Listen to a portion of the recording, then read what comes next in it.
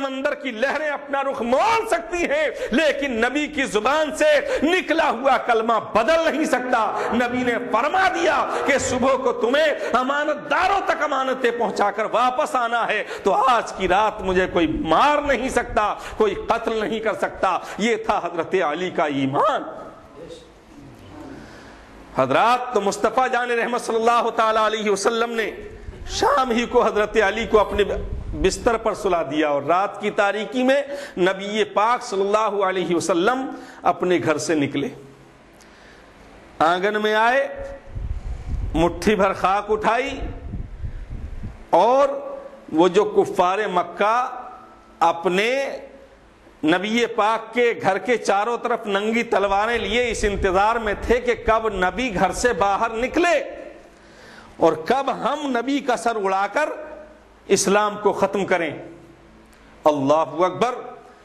میرے نبی نے ایک مٹھی خاک اٹھائی اور اس خاک کو ان تمام کفار مکہ کے جو آپ کے گھر کا محاصرہ کیے ہوئے تھے ان کے اوپر پھینک دیا،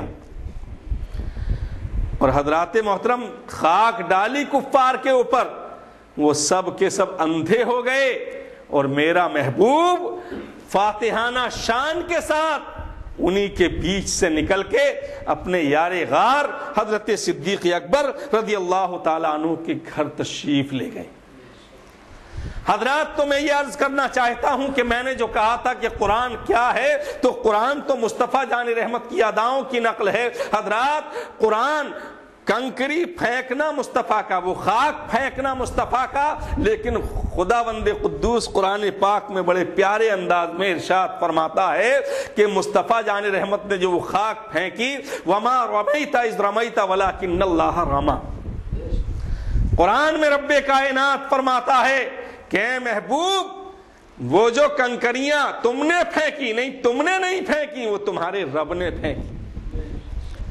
ہاتھ مصطفیٰ کا، کنکریاں مصطفیٰ کے ہاتھ میں، پھینکنا مصطفیٰ کا، لیکن رب فرما رہا تم نے پھینکی، نہیں تم نے نہیں، وہ تو تمہارے رب نے پھینکی۔ حضرات، تو اسی کا نام ہے قرآن۔ پیارے اسلامی بھائیو، تو میں یہ عرض کر رہا تھا کہ مصطفیٰ جان رحمت صلی اللہ علیہ وسلم کی اداؤں کا نام ہے قرآن پاک۔ پیارے اسلامی بھائیو، اور بھی بہت ساری جگہ قرآن پاک میں فرمایا گیا ید اللہ فوق ایدیہم۔ حضرات، ایک جگہ صحابہ کرام نے حدیبیہ میں حضرات بیعت کی تھی مصطفیٰ کے ہاتھ پر، تو اس ہاتھ کو اللہ کا ہاتھ فرمایا جا رہا ہے۔ ید اللہ فوق ایدیہم، ہاتھ مصطفیٰ کے۔ حضرات، صحابہ کرام کے ہاتھ مصطفیٰ کے ہاتھ میں ہے۔ حضرات، صحابہ اپنے ہاتھ مصطفیٰ کے ہاتھ میں دے رہے ہیں، نبی کے ہاتھ میں، اپنے صحابیوں کے ہاتھ ہیں، لیکن حضرات خدا اس ہاتھ کو اپنا ہاتھ فرما رہا ہے، خدا اس ہاتھ کو اپنا ہاتھ فرما رہا ہے۔ آج کا انسان کہتا ہے کہ نبی کا ہاتھ ہماری طرح ہے،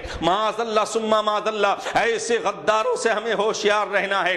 آج ایک منظم سازش کے تحت حضرات یہ ہو رہا ہے کہ وہ کسی بھی طرح مصطفیٰ جان رحمت کی عظمت کو گھٹائیں، پیغمبر اسلام صلی اللہ علیہ وسلم کو اپنے جیسا بشر ثابت کر دیں، جگہ جگہ بشر کی وہ رٹ لگاتے پھر رہے ہیں۔ تو ہمیں بتانا یہ ہے کہ یہ یہود و نصارہ کی منظم سازش ہے کہ کسی طرح اسلام کو اور مسلمانوں کو ہم زیر کر دیں۔ حضرات، تو کیسے زیر کریں گے؟ مسلمان کے پاس کامیابی کا ایک ہی ہتھیار ہے۔ حضرات، وہ ہتھیار کون سا ہتھیار ہے؟ حضرات، وہ ہتھیار ہے سینے میں چھپی ہوئی نبی پاک کی محبت، مصطفیٰ جان رحمت کی الفت، پیغمبر اسلام کی عقیدت جس کے سینے میں موجود ہے، کامیابی کا ہتھیار اس کے پاس ہے۔ حضرات، تو اسی محبت رسول کی شمع کو یہ ظالم بجھا دینا چاہتے ہیں۔ نماز پڑھو گے، روزہ رکھو گے، زکات دو گے، حضرات یہ سب کے سب کھوکھلے ثابت ہو جائیں گے اگر نبی پاک کی محبت ہی نہیں ہے۔ حدیث پاک میں آتا ہے لا یؤمن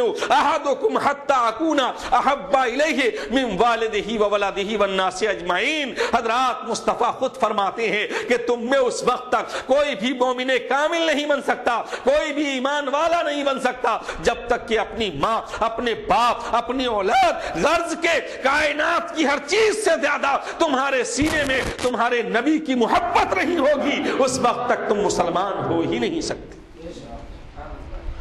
حضرات، تو میں یہ عرض کر رہا تھا، میں نے جو خطبہ مسنونہ کے بعد اللہ کے مقدس کلام کی آیت شریفہ تلاوت کی. لِتُؤْمِنُوا بِاللَّهِ وَرَسُولِهِ وَتُعَزِّرُوهُ وَتُوَقِّرُوهُ وَتُسَبِّحُوهُ بُكْرَةً وَأَصِيلًا. آیت مقدسہ میں 3 چیزوں کا ذکر فرمایا گیا. 3 چیزیں فرمائی جا رہی ہیں اور ہمیں دنیا میں جینے کا طریقہ دیا جا رہا ہے. عبادت و ریاضت کے اصول دیے جا رہے ہیں. ایمان پر قائم رہنے کا طریقہ بتایا جا رہا ہے. حضرات، آیت میں پہلی چیز ہے ایمان. لِتُؤْمِنُوا بِاللَّهِ وَرَسُولِهِ، اے لوگو ایمان لاؤ اللہ اور اس کے رسول پر. دوسری چیز وَتُعَزِّرُوهُ وَتُوَقِّرُوهُ، نبی کی تعظیم و توقیر کرو. تیسری چیز وَتُسَبِّحُوهُ بُكْرَةً وَأَصِيلًا، اللہ کا ذکر و اذکار کرو. نماز، سجدے، روزے، حج، زکوٰۃ، یہ سب تیسری چیز ہے. سمجھ میں بات آ رہی؟ پہلی چیز ایمان. قرآن میں فرمایا گیا ایمان، تو ایمان تو ہم لے آئے. اپنے باپ دادا کو کلمہ پڑھتے ہوئے دیکھا، لا الہ الا اللہ محمد الرسول اللہ. ایمان کیا ہے؟ خدا کی وحدانیت کا اعلان اور اس کے رسول کی رسالت کو دل سے تسلیم کر لینے کا نام ایمان ہے. ایمان بہت قیمتی دولت ہے، بہت قیمتی سرمایہ ہے، عظیم نعمت ہے. حضرات، تو یہ ایمان تو ہمارے سینے میں آ گیا. اب اس کے بعد فرمایا گیا کہ ایمان کو اگر قائم رکھنا ہے تو وَتُعَزِّرُوهُ وَتُوَقِّرُوهُ، نبی پاک کی تعظیم و توقیر کرو، نبی پاک کا ادب اور احترام کرو، نبی پاک کی صدق دل سے محبت اپنے سینے میں بسا لو. پھر فرمایا گیا ایمان لانے کے بعد، نبی کی تعظیم کرنے کے بعد، توقیر کرنے کے بعد، وَتُسَبِّحُوهُ بُكْرَةً وَأَصِيلًا، اب تم عبادت کرو، ریاضت کرو، تسبیح و تحلیل کرو، ذکر و اذکار کرو، رات رات بھر جاگ کر کے عبادت کرو، تو تمہاری عبادت یقیناً قابل قبول ہوگی. تو میں آپ کو یہ بتانا چاہتا ہوں کہ پہلی چیز ہے ایمان، دوسری چیز نبی کی تعظیم و توقیر، تیسری چیز عبادت و ریاضت. اب اگر کوئی ایمان سے بھی پہلے عبادت کا ذکر کرے تو کیا اس کی عبادت قابل قبول ہوگی؟ نبی کی تعظیم و توقیر سے پہلے اگر کوئی سجدوں کی بات کرے تو کیا اس کا سجدہ کوئی قابل قبول ہوگا؟ نہیں. دنیا میں جینے کے لیے ایک سسٹم ہے، ایک طریقہ ہے. حضرات، تو اسی طرح اسلام کا بھی ایک طریقہ ہے، اسلام کا بھی ایک سسٹم ہے. وہ سسٹم یہ ہے کہ ایمان لاؤ اور ایمان لانے کے بعد تم نبی کی تعظیم و توقیر کرو، اور نبی کی تعظیم و توقیر کے ساتھ اس کے بعد تم سجدے کرو. ایسے سجدے کرو جیسا کہ مصطفیٰ نے فرمایا، صلو کما رأیتمونی یصلی، نماز تم اس طرح پڑھو جس طرح مجھے پڑھتے ہوئے دیکھ رہے ہیں.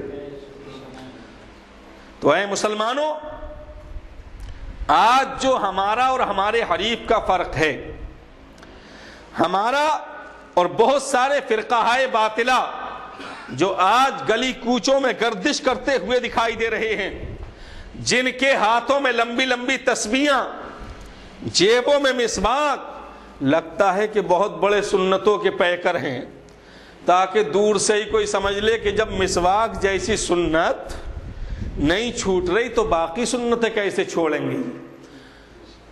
چہرے پہ بڑے بڑے گھٹے، اللہ اکبر، پیجامے ایسے کہ جیسے کہ آپ نے شاید نہ دیکھا ہو. ہمارے یہاں ایک جان درود پاک کا کہتے ہیں یہ تو بدعت ہے، بدعت ہے. معاذ اللہ ثم معاذ اللہ. کوئی پڑھا لکھا مل جاتا ہے کہ بھائی بدعت کہتے کسے ہیں، تو اس کے سامنے جواب ہی نہیں بن پڑتا. کوئی